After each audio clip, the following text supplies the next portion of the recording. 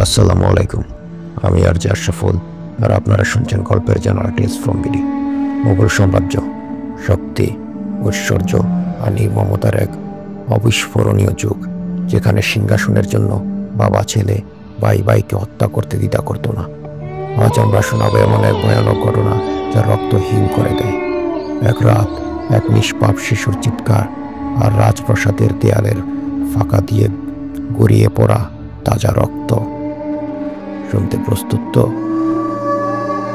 1658 সাল, সম্রাট শাহজাহান গুরুতর অসুস্থ, আর সিংহাসনের লড়াই তীব্র হয়ে উঠেছে তার 4 ছেলে দ্বারা।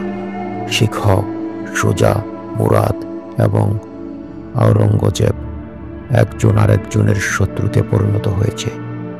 কিন্তু যে ঘটনা ইতিহাসের পাতা কাঁপিয়ে দিয়েছে সেটি ঘটেছিল আওরঙ্গজেবের হাতে। সিংহাসনের জন্য তার সবচেয়ে বড় বাধা ছিল দারা শিখ। যুদ্ধের ময়দানে পরাজিত দারা পালিয়ে যায়, কিন্তু আওরঙ্গজেবের গুপ্তচরেরা তাকে ধরে আনে। তবে শুধু দারাকে হত্যা করাই যথেষ্ট ছিল না। আওরঙ্গজেব জানত দারার ছেলে সৌফি এবং তার তরুণ সন্তানরাও একদিন প্রতিশোধ নিতে পারে। তাই সে নিল এক ভয়ঙ্কর সিদ্ধান্ত। সেই রাতটা ছিল কালী অমাবস্যার মতো অন্ধকার। দিল্লির রাজপ্রাসাদের ভেতরে আওরঙ্গজেবের সৈন্যরা ঢুকল দারার ছোট্ট ছেলের ঘরে। শিশুটি তখন ঘুমিয়েছিল। সৈন্যরা কোনো কথা না বলে তার হাত পা বেঁধে ধরল। শিশুটি চিৎকার করে উঠল, আমাকে ছেড়ে দাও আব্বা, আম্মা। কিন্তু আওরঙ্গজেবের আদেশ ছিল স্পষ্ট, এক ফোঁটা রক্ত বাইরে পড়তে পারবে না। তাই তারা কি করল? শিশুটিকে একটি মখমলের ভারী কাপড়ে পেঁচিয়ে দিল।